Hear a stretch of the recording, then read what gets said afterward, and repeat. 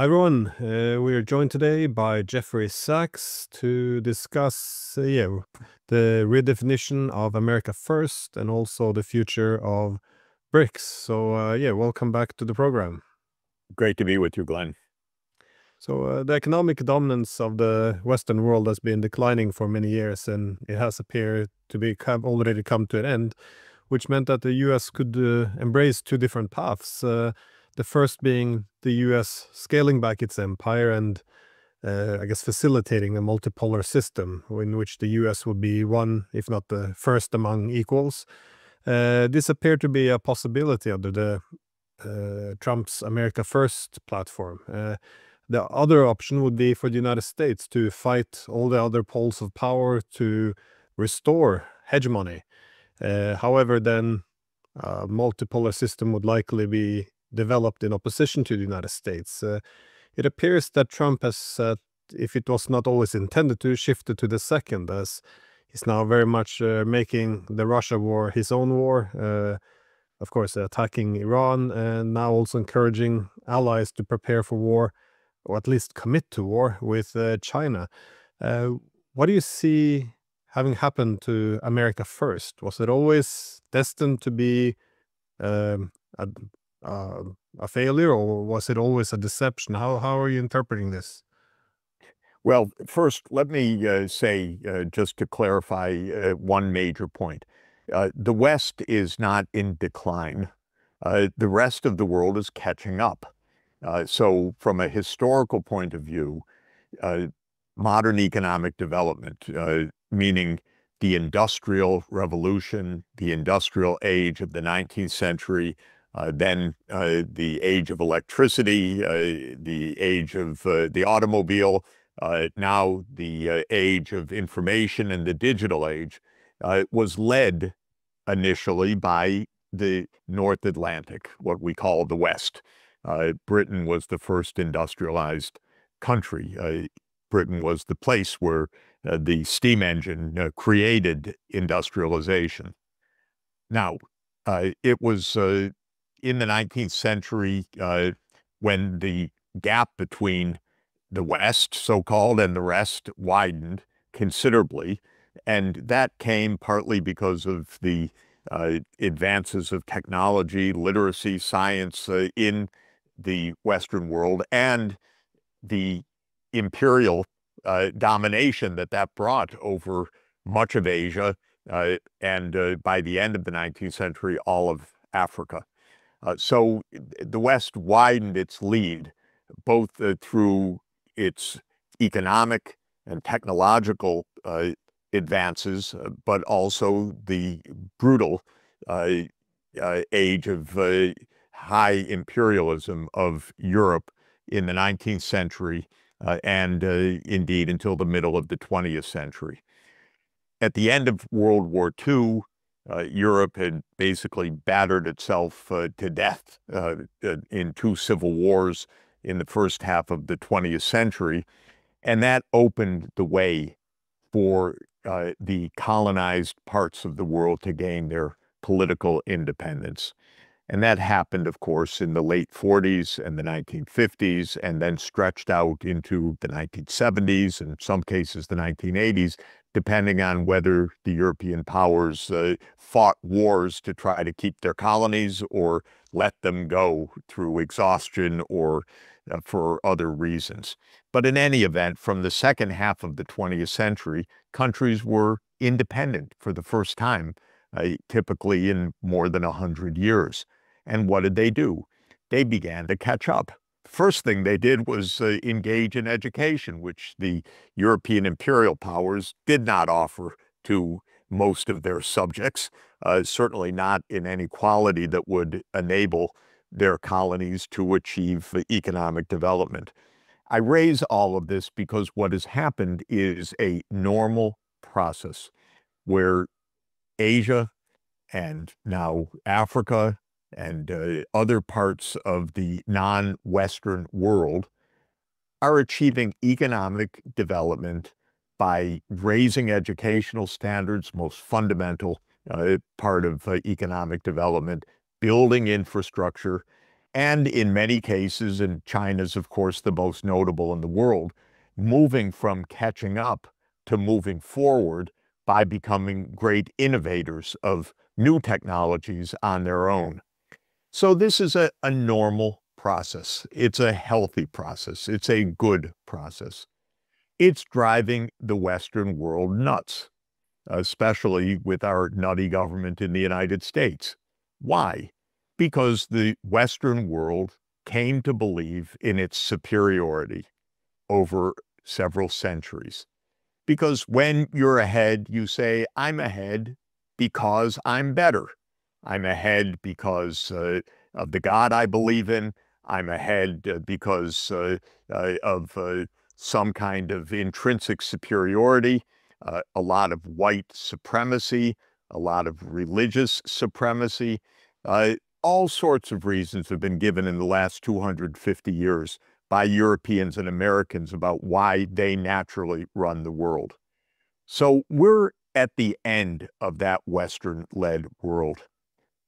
And truth be told, it's not only the United States that's crazy, it's also Europe. They don't want to give up these advantages because they came to believe, and again, for a lot of reasons, some absolutely vulgar, some mistaken ideas, some sophisticated fallacies, the belief, for example, that Max Weber proposed that it's Protestantism that would be the key for economic success. So even the Catholic regions of Southern Europe would not be able to catch up. All of these reasons led to a mindset that I think is still very much alive in Europe and the US. An air of superiority, a belief that how dare the Russians threaten us. They're not quite us. They're not quite Europe. And China, my God, you know, the deep antipathy to China is shocking to me. I believe basically it's racism in the end, because it's widely held. It is taken for granted in the United States, especially in the political class, of course.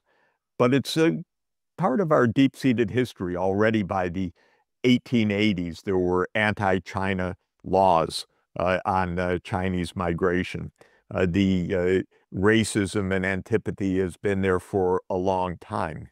And now that China really is a rival as innovator in the world, definitely has surpassed the United States in industrial output by quite a large margin, is the low-cost producer of much of what the world really needs, whether it's zero-carbon energy, the new electric vehicles, 5G digital technologies. China's just wonderfully adept, competitive, and innovative. And this is really driving the political class crazy in the United States. How dare they? The insult to the Western dominance.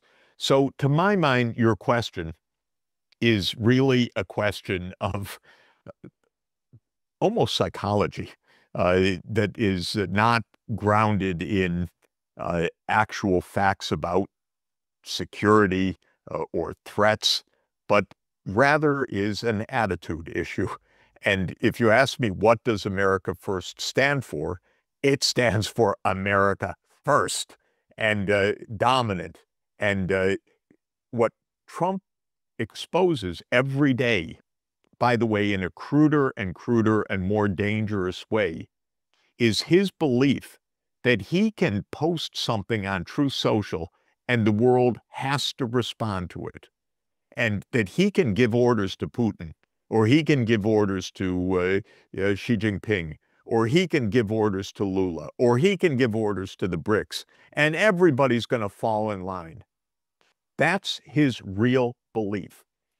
It's at a personal level rather crude, but it's kind of in the air in Washington that, oh, yes, multipolar. Marco Rubio says these things once in a while in speeches, but really America is going to tell the world what to do. And what's problematic right now is the rest of the world isn't going to follow the U.S. line. And we have a president that is out of control of law in the United States. He just issues executive decrees. He issues orders every day. The Supreme Court has basically said, we're not going to stop him. Congress has said, we're pathetic. We have nothing to do with this. And so we have one person, nearly an octogenarian, who has delusions of American power, who is giving orders every day to the world. The orders change by the hour. The rest of the world is, some are trying to say, yes, please, we love you, we respect you, we honor you. But in fact, a lot of the world follows President Lula's line, although President Lula's just about the only one with the gumption to say it. He said last week, we don't want an emperor, period. And he meant it. And when the United States, not the United States, by the way, when Donald Trump responded by saying, okay, Brazil gets 50% tariffs, President Lula said, okay, we have a reciprocity law, we retaliate. We don't want an emperor. This is where we are this week. It's rather shocking. It's rather amazing. It's not, let's live in a multipolar world, let's make peace, let's make business, let's get along. It's more dangerous than that right now. It is an erratic leader that it has no institutional control, who both exemplifies and exacerbates this Western delusion of power over the rest of the world, something that is past. It's already passé. It's already an anachronism. It was true, by the way, for 200 or 250 years, but it ain't true today. And this conflict between the perception and the reality is very dangerous. Yeah, no, your analysis is very spot on, and yeah, that would have been a better term to say relative decline. That is, as the rest catches up to the West, and it also appears that this is where a lot of the antagonism is. That it's not that the Russians, Chinese, or Iranians are a threat; it's more a threat to the hegemon. That is, Russia. You know, it's not absurd to say they should have a seat at the table in Europe. China obviously can't be broken just because it's growing too fast, and also yeah, Iran deserves a role in the Middle East. But you mentioned Lula, and this is an interesting case, seemingly of the collapse of American cursive language, as you suggest. The fact that they just yeah, turn around, and but this is of course in the context of the BRICS summit, so which Trump also sent out a social truth tweet, or what it's called, where he called that this was anti-American policies of BRICS. And on the same day, he also signed and sent all these tariffs letters. I'm not sure if that should symbol something that is on the same day. But to what extent is the United States capable of slowing down BRICS? Or is this only a, I guess, yeah, counterproductive initiative by threatening countries to abandon BRICS? Listeners should go online and type in BRICS declaration, Rio de Janeiro, to get the actual text of what the BRICS countries said. It's a good reading, a little turgid as these multilateral documents are. But for example, unless I'm mistaken, I don't think the United States is mentioned one time. There's no sense in which the document is anti-US. What is mentioned repeatedly is the United Nations, the international rule of law, multilateralism, a rules-based order, not according to Donald Trump's rules, but according to the rules of the World Trade Organization or the UN Charter, or the UN General Assembly, or the UN Security Council. That's mentioned repeatedly. The BRICS sign on to the multilateral processes. To call this anti-American is only to reflect the fact that it is the United States that has walked out of multilateralism. The United States walked out of the Paris Climate Agreement. The United States walked out of the World Health Organization. The United States does not pay its dues to the United Nations. The United States said, we oppose the Sustainable Development Goals. Our English cliche, that's like being opposed to motherhood and apple pie. We're opposed to sustainable development, to ending poverty, to fighting climate change. And when I say opposed, I mean the U.S. government is voting against UN resolutions that call for the Sustainable Development Goals because, as the U.S. spokespeople at the UN say, this is not in America's interest. So when the BRICS come out for the international system, yes, Donald Trump says, oh, that's anti-American, because the United States is absenting itself from the multilateral system. I have to say again and again, though, because we use these terms as shorthand, when I say the United States, I mean almost literally these days Donald Trump, one person, because Congress doesn't say a word. It's pathetic. As I said, the Supreme Court is basically saying, well, the president can do what he wants. And the American public has no say in anything. The American public supports the United Nations, as one opinion survey after another has demonstrated for decades. So we use shorthands of countries, but what we mean is governments. In most cases, governments are institutionalized. In the United States, of course, there is an institutionalized government. It's the deep state. It's the military-industrial complex, which really runs the U.S. government.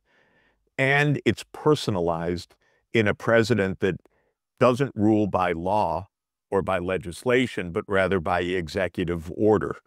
This is even more true than just about any so-called authoritarian country in the world that I know of, where in most countries there's at least a ruling council or some kind of a group of governors of the provinces of the country or some such institution. But in the United States, it's one person right now that decides 50% tariff for Brazil, 30% tariff on this, we tax whatever.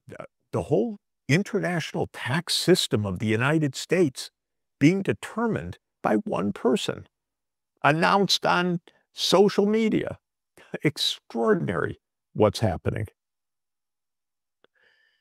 And again, this is not just a concern for domestic, his voters or base, but also for foreign leaders who actually, many people had some hopes that they could reach a deal with Trump based on his rhetoric. But the most recent one of Trump seemingly reversing is with Russia. He now made some statements that Putin isn't a nice guy after all because he hasn't stopped the war and agreed to a ceasefire, which is strange because in the beginning of this presidency, he seemed to recognize there was a need for a political settlement, which included neutrality for Ukraine. But this appears to be out the window, and now Putin is a bad man again, and it appears that Trump is going to go back to Biden's policies, who is now approving of sending weapons. What do you make of this? Is this simply Trump, going back to Biden policies, or do you see this as being a negotiation tactic? How do you make sense of this? I don't believe this is a tactic. I think that this is a very grave and very dangerous example of what we're experiencing right now. First of all, for a glimmer of a moment, Trump more or less said privately or through some aides in brief statements, yes, NATO enlargement was a bad idea, and it was a provocation that led to this war. And that gave a lot of us, you and I and others, the hope that, okay, now we're getting to the real issue. which is that this war can be stopped by a clear political settlement in which the United States and NATO allies say that NATO will not enlarge to Ukraine and to Georgia and to other countries on Russia's borders that all go back to plans of the 1990s to surround Russia with the military force and to render Russia a third-rate power. That was the plan. And actually, Zbigniew Brzezinski laid it out in 1997 in his book, The Grand Chessboard, and he has a chapter explaining, in his view in 1997, Russia will be able to do nothing but accept this. That's the arrogance that I was speaking about earlier.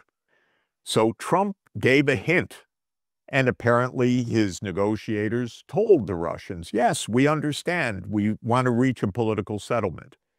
The U.S. deep state, that's the CIA, the intelligence agencies, the armed services committees of the Congress, the weapons makers, and so forth, erupted. How can you accept this? This is weakness, and so forth.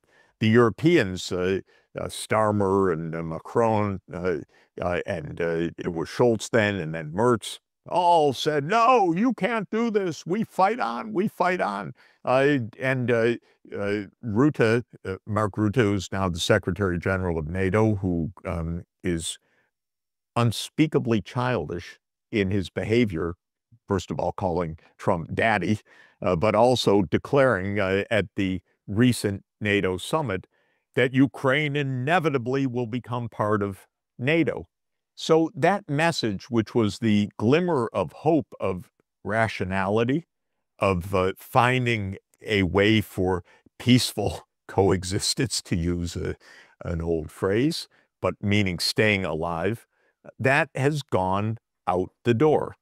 And what replaced it was this typical demand, stop fighting, ceasefire. We don't talk about politics. NATO is inevitably going to go to Ukraine, says Mark Rutte, and the United States does nothing to say, no, no, that's not right. You can't say that. Quite the contrary. President Trump greets NATO Secretary General Rutte in the White House. Everything is lovey-dovey. So there's no politics left, just demands. And Trump says, you stop fighting, ceasefire. And Putin says, no, we said that we need to get to the core of these issues. Oh, you're a bad person. Now we're going to send weapons to hit you deep inside Russia. First of all, it's so unbelievably immature and unbelievably erratic that you couldn't imagine, I couldn't imagine a kind of high school game, being played this way. We're talking about nuclear superpowers. So this is profoundly dangerous, but also reflecting this mindset. Donald Trump says, I told Putin what the answer would be. And he didn't agree. He's a bad man. So Trump calls Zelensky and says, could you hit Moscow? Apparently, this is what the Financial Times is reporting today. Could you hit St. Petersburg? Yeah, we could, Mr. President, because Zelensky's also the epitome of responsibility that will get us all killed in World War III if this man has his way. And this is how the world is right now. It's very bad. And it reflects this extraordinary mix of personalization of global affairs in the United States, the long-standing deep state project, and an arrogance that is absolutely stunning and so large that the Western world, it's not just the United States, it is the US, it is Germany, it is France, it is Britain, and by the way, it's Norway joining in the chorus, and many others, acting as if, yes, of course we run the world. How dare Putin tell us anything? We don't have to talk about anything about politics or political settlements. We just have to say he's a bad man and keep fighting. Wow. I've never seen anything like this, and how dangerous it is. Yeah, this is my great fear now that not just the Russians, but also the Iranians and Chinese, they more and more see Trump's policies as being just deceptive, and his diplomacy being just theater. And of course, the Europeans following blindly and whitewashing anything that Washington does. It appears that they are also willing now to, forgo some of their hopes of a diplomatic solution with Washington, and preparing to play hardball, which is not a good thing for anyone in the world. Absolutely. In this nuclear-armed world, this whole approach is so reckless, so dangerous, and if I could say, the Western world needs to open its eyes to reality. It does not run the show. That doesn't make it a loser. The United States has every bit of security any country in the world could dream of. In fact, the U.S. is untouchable from a conventional, in a conventional sense. The only danger to the United States of America, the only security issue to the United States of America is nuclear war. And it seems to be the only path that the U.S. is on right now, which is the most direct antagonism of the other major powers in the world in the crudest possible way. Well, Jeffrey Sachs, thanks so much. I know you're very busy there in Beijing and probably have a full day ahead of you. So thank you for letting me. By the way, lots of meetings that I've been having all over the world, and there's a lot of concern all over the world, and concern by very responsible people and professional diplomats with long experience. People are not finding this fun. They're not finding this a game. They're not finding this a joke. They're finding it very dangerous and destabilizing. And we had better get a grip with mature adult behavior. So that's what I'm hoping someone in Europe can please come forward that way. Yeah, I hope to be able to ask you something about your experiences in China once you're back in New York. So wonderful. Thank you again. We'll do that. Great to talk with you.